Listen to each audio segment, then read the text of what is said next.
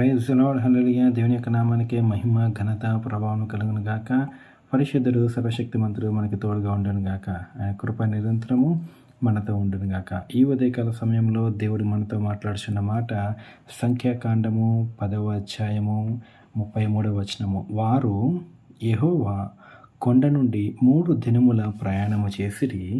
వారికి విశ్రాంతి స్థలము చూచుటకు ఆ 3 దినములు ప్రయాణములో యెహోవా నిబంధన మందసము వారికి ముందుగా సాగెను.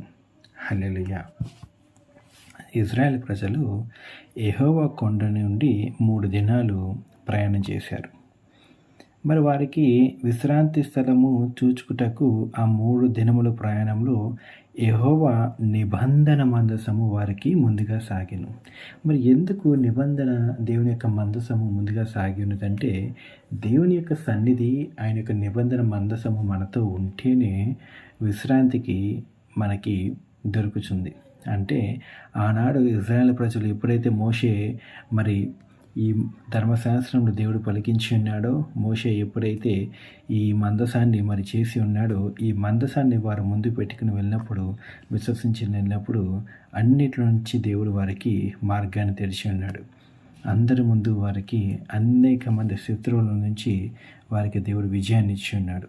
అయితే వీరి ప్రయాణమే 3 దినములు అలసిపోయి మరి ఒక నిమిషం కూడా గ్యాప్ లేకుండా ప్రయాణం చేసి ఉన్నప్పుడు మరి విశ్రాంతికి ఒక ప్రదేశంలో ఆగాలి. కాబట్టి మరి దేవుణ్ణి ముందు పెట్టుకుని వెళ్తేనే అది విశ్రాంతి.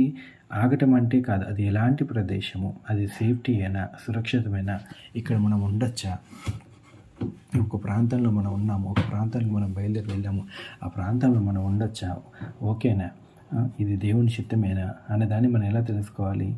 దేవుని యొక్క మరి మందసము ఆ రోజుల్లో వారికి ఉంది కాబట్టి మనకి ఎప్పుడున్న మందసం ఏంటి? మనకి ప్రార్థనా మందసమే, పరిశుద్ధాత్మ మందసమే. మనకి ఇవన్నీ మనకి తోడుగా ఉన్నాయి. ఎందుకు ఇవన్నీ తోడుగా ఉన్నాయంటే, ఇవన్నీ దేవుడు కూడా ఒక నిబంధనగా మనకి పెట్టి ఉన్నాడు.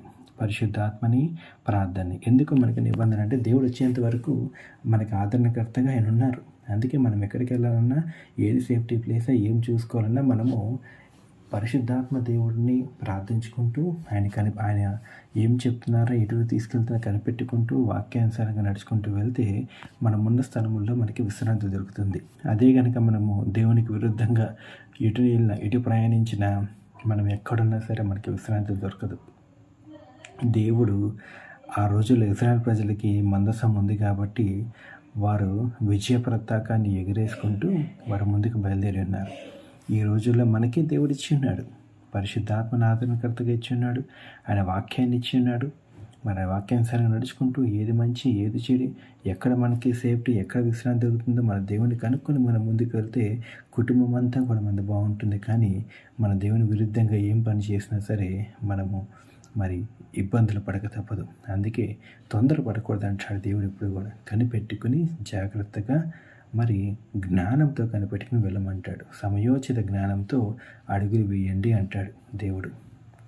మరి యొక్క వాక్యము దేవుడు దీవించి ఆశీర్వదించిన కాక ప్రార్థన చేసుకుందాం. పరిశుద్ధుడవు, సర్వశక్తిమంతుడు, సర్వాధికారి, మీకే వందనాలు, మీకే కృతజ్ఞత స్తుతులు నా పరమ తండ్రి. అవునయ్యా, ఆనాడు నా పరమ తండ్రి, నీ మందసము నా పరమ తండ్రి, నీ ప్రజలకు ముందుగా నువ్వు పంపించిన విధానాన్ని బట్టి నీకే స్తోత్రములు అయ్యా.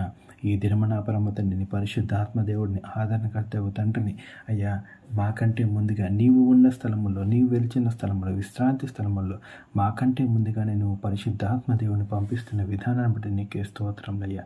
అయ్యా, అయితే కనిపెట్టుకోవటకు మాకు జ్ఞానాన్ని దయచేయండి, సమయోచిత జ్ఞానాన్ని దయచేయండి. ఏది నువ్వు ఉండు స్థలము, ఏది నువ్వు వెళ్ళబోయే స్థలము, ఏ స్థలంలో నువ్వు ఉండుచున్నావు, ఏ స్థలంలో మాకు విశ్రాంతి దొరుకునో ఆ స్థలాన్ని మీకు కనిపెట్టుకుని వెళ్ళటకు మాకు జ్ఞానాన్ని దయచేయండి నా పరమ తండ్రి. రాజావందం దేవానికే స్తోత్రములు. అల్పుల్ని దీనిని జ్ఞాపకం చేసుకోండి. ఈ డైలీ వాక్యం ఇచ్చిన ప్రతి ఒక్కరిని కూడా దీవించి ఆశీర్వదించమని నజరేయుడు సర్వశక్తిమంతుడు దేవుడి నామంలోనే ఈ ప్రార్థన అంతా కూడా విడికొంచున్నాము పరమ తండ్రి. ఆమేన్, ఆమేన్, ఆమేన్.